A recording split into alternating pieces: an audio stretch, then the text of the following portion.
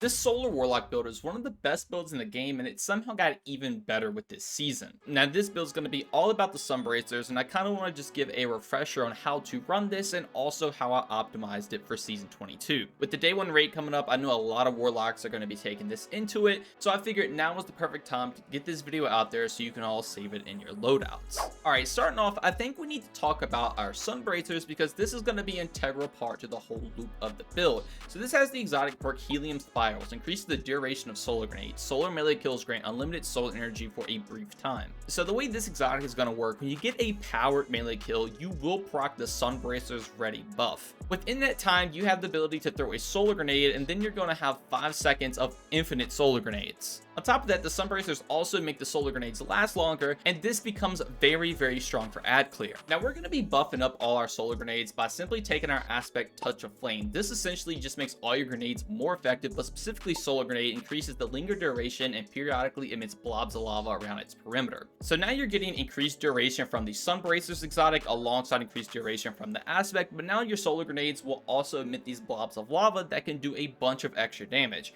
This is really good for adding extra ad clear since you're going to have grenades everywhere, but on top of that, if you have them bunched up on a boss, the grenades themselves will only take 1 tick of damage from a single grenade, but all the blobs that are coming out will actually all do their own damage, and pairing that alongside ignites, since your grenades can scorch, your grenades become a pretty valuable way of doing some extra damage on bosses. Now since we want to have our melee up all the time so we can spam those buff solar grenades with Sunbracers, we're going to be running the aspect Heat Rises. You can fire weapons, melee, and throw grenades while gliding. Press your grenade or consume your grenade to gain Heat Rises and release a burst of healing energy that cures nearby allies. The strength of the burst is increased when a healing grenade is consumed. Final blows while airborne increase the duration of Heat Rises and grant melee energy. So Heat Rises is going to be a very integral part to this build. Like it said, when you're in the air and get kills, you will refill your melee energy. This pretty much eliminates the need of having to run any strength because just getting a couple kills while you are airborne will regenerate your melee ability, which in return will give you infinite grenades once you get a melee kill. On top of that, when you consume your grenade with Heat Rises, you will also get that cure, so it's pretty good for some extra survivability. But there's going to be another massive way we increase that survivability, and that is with our class ability Phoenix Dive. So dive to the ground to create a burst of solar light that cures nearby allies. While Heat Rises is active, you gain restoration while diving and scorch targets upon landing. So the way this is going to work now, you're going to get all the other benefits of Heat Rises that we just went over, but now every time you use your Phoenix Dive, you will now scorch targets below you, which is nice for some ad clear on its own and also be able to proc ignites. But on top of that, it will grant you restoration. This is going to be a ×2 restoration, which is the strongest it can get, and it pretty much makes you unkillable if you do have 100 resilience. Now to keep this restoration up at all times, we are going to be running the Fragment Ember of Empyrean. So solar weapon or ability final blows extend the duration of restoration and radiant effects applied to you. So now once you have this restoration from your Phoenix Dive, any solar kill from your abilities to your weapons will constantly refresh this over and over again, and you can have a permanent ×2 restoration. Now as you see, it does also say radiant, and I am going to be opting in to take the Ember of Torches, so powered melee attacks against combatants make you and nearby allies radiant. This is very nice because since the whole gameplay loop is to get as many melee kills as possible, this just means you're always going to have permanent radiant on yourself, especially pairing that with Ember of Empyrean. And you can also buff your teammates up as well by granting them radiant, because again, you're going to be throwing melees out like crazy. And since we're on the topic of melees, the melee of choice is definitely Incinerators. Now this melee is extremely strong because what you can do is run up to an enemy, look directly at the ground, and hit your melee button. I would highly recommend binding your charge melee to a separate key so you can always make sure you hit the charge melee. But if all these hit the ground in front of an enemy, it almost guarantees an ignite every single time, and that ignite will also proc Sunbracers. This is what is really good in harder in-game content, so you can secure that kill. But even if you don't like that playstyle, you can just get an enemy weak, get a single melee kill, and you're good to go. Your other melee option is Celestial Fire, which isn't bad. It is a ranged one, but I think if you can get the tech with Incinerator Snap down, it will perform way better overall. But since we now know your melee will give you infinite grenades, and then when you get kills in the air, you will get infinite melees, let's take a look at how we're going to get infinite class abilities, and that is going to be with our Fragment Ember of Singeing. So your class ability recharges faster when you scorch targets. So now every single time you scorch targets on the battlefield, you're going to be refilling your class ability extremely fast. Scorch can come from all of your abilities and even your weapon as well, so you're pretty much going to have Scorch on enemies all the time, which in return will make you have infinite class abilities alongside grenades and melees. That class ability energy is nice to constantly keep that restoration up, but on top of that, it also cures you on the way down, so if you ever get really weak, just hit this real quick and you're back to full health. And then the final fragment is going to be Ember of Resolve. So Solar Grenade Final Blows cure you. Since you're throwing grenades everywhere, every time they get a kill, now you heal even more. This paired with ×2 restoration and the ability to Phoenix Dive all the time, you are completely unkillable. This is very strong in almost every single piece of content, but I can imagine on something like Totems with all the thralls running at you, you're constantly healing, constantly killing things like crazy,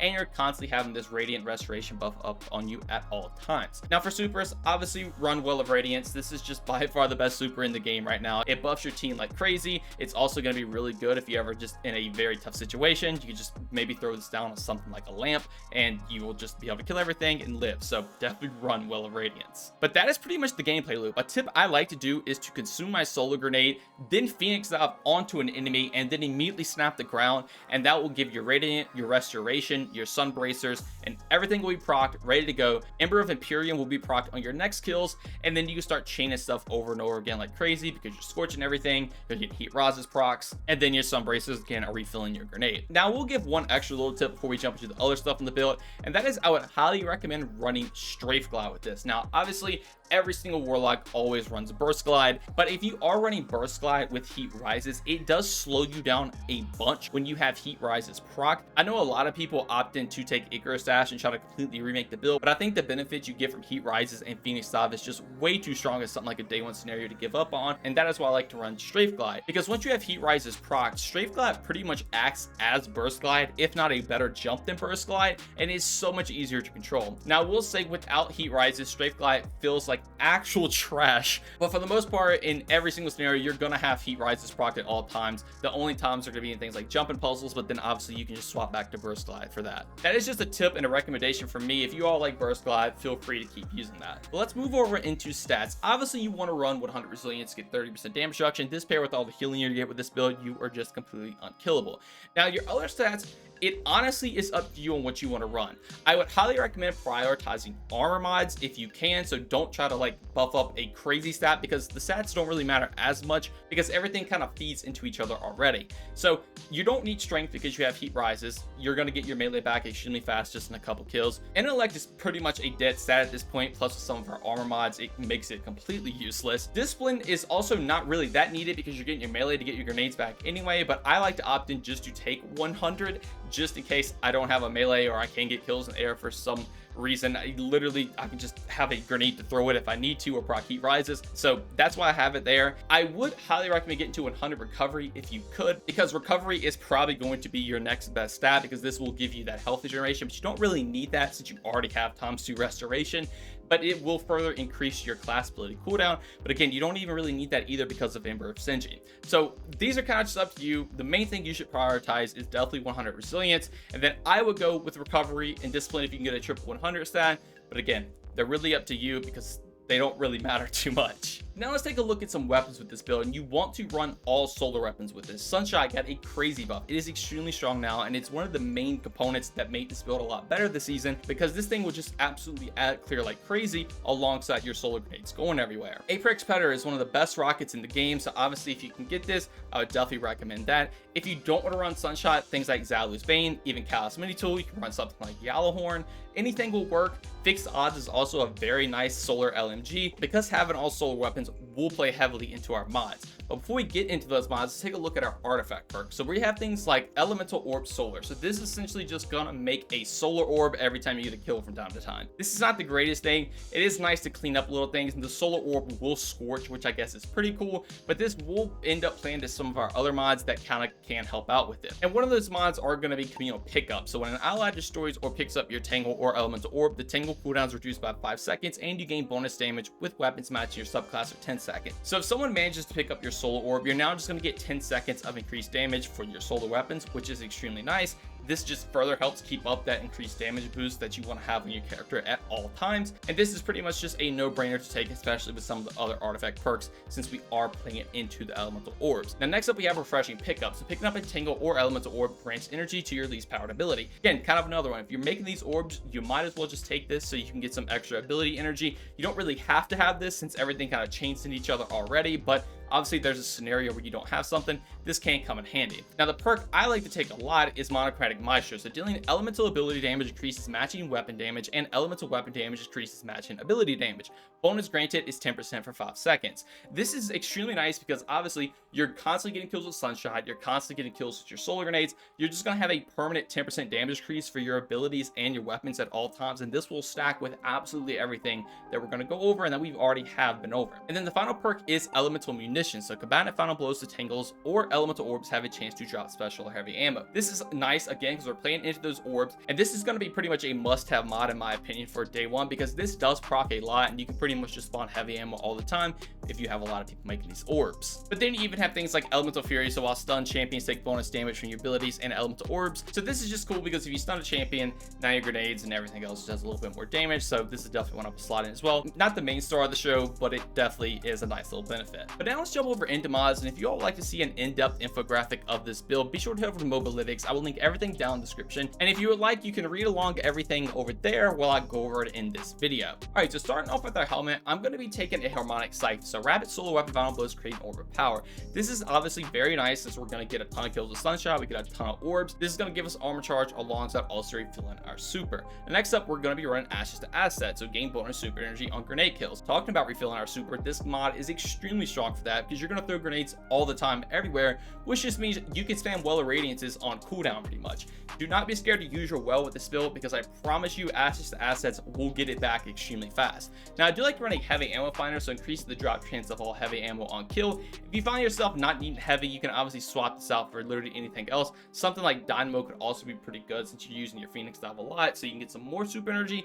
But I like running this since I do run Sunshot. You do get an increased chance to drop heavy ammo since it is an exotic, so that just pairs extremely well, and in higher end content, obviously having more heavy is very, very nice. Now for my arms, I do like to run a Harmonic Loader, so increase the reload speed of solar weapons. This is extremely nice because you can reload your Sunshot faster. It just keeps the overall flow of the build a whole lot faster. You have infinite abilities, now you can just reload your guns a lot. Now firepower is the next mod, so your grenade final blows create orbs of power. Since you're throwing grenades everywhere, you're going to make even more orbs now, especially pairing that with Sunshot. Again, orbs are for armor charge alongside also giving you extra super energy and helping your teammates out for whatever builds they have set up. And then I like to run a bolstering detonation, so it grants class ability energy when you cause damage with a grenade. So this is going to be extremely nice since your melees for granting your grenades. Now every time you scorch enemies, you're granted class ability energy, but now also when you just deal damage with your grenade, you grant class ability energy. So you can just have infinite class abilities along with this build, pairing all these mods together with all the other fragments we've already went over. Now for your chest piece, highly recommend just getting used to running a bunch of resistant mods. This is what you're going to run in pretty much every single bit of in-game content. None of the other mods really matter whatsoever, so always just take in resistant mods and swap these out for whatever content you're going into. And now for our boots, I am going to be running triple solar weapon surges, which is why I said you want to run all solar weapons with this build. With triple weapon surges, you will get a 22% damage increase, and this is based on your armor charge stacks. So the more armor charge you can pick up with all the orbs you're making, the higher you can keep this up. This will stack with things like Monochromatic Maestro, also things like Radiant. It will stack with everything, and it makes your weapons just be able to absolutely destroy. Obviously in a DPS scenario, Apex Predator is going to be doing a ton of damage, but then again you also have things like Sunshot or whatever other weapon you want to run that will be extremely good for ad clear. And then finally for my class item, I do like to run an Outreach, so reduces melee cooldown when you use your class ability. This is nice because since I'm going to be using my class ability a lot anyway, so I can just get some extra melee energy. Obviously you're going to be getting a ton of heat rises anyway, but this will just help out a little bit with further getting it back, and it only costs 1 energy, so it's very nice to slot in. Now next up, I have a powerful attraction, so it automatically collects nearby orbs of power when you activate your class ability. Again, you're activating your class ability all the time, so you're going to be able to pick orbs up without even being near them now. Very strong for this build because you want to keep armor charge up all the time, so you can always have that damage. And speaking of keeping armor charge up all the time, we're going to be running a time dilation, so your decay and armor charge has a longer duration. So that just means now what you would normally have is just going to be longer for your solar weapon surges now, which means if you have 3 armor charges, you're going to have a total of 45 seconds of increased damage. And again, that is a 22% increase that will constantly reproc every time you pick an orb up. But that is pretty much the build. All you really want to do again is to make sure you're proccing your restoration, make sure you're proccing your heat rises, get a melee kill, throw grenades everywhere, kill everything with Sunshot. all the buffs that you are getting on your character are just kind of work in the background, and just killing things and slaying out is what makes them stay up. And the more you kill, the stronger this build gets. Do not be scared to use any of your abilities, because again, you're going to have them pretty much off cooldown all the times. And don't be scared to use your Well of Radiance if you are in a situation where you need to place it, because you're going to get your well back very fast too. You also just don't have to worry about your ability. Sunshot will absolutely destroy everything in the game right now, especially with all the damage buffs you're getting it. And then you also even have one of the best rockets in the game for DPS when it comes to those scenarios. Like I do at the end of all these videos, if you're curious about my transmog, this is what I am running. I tried to take advantage of the Ghost of the Deep chest piece with the Season of the Haunted helmet.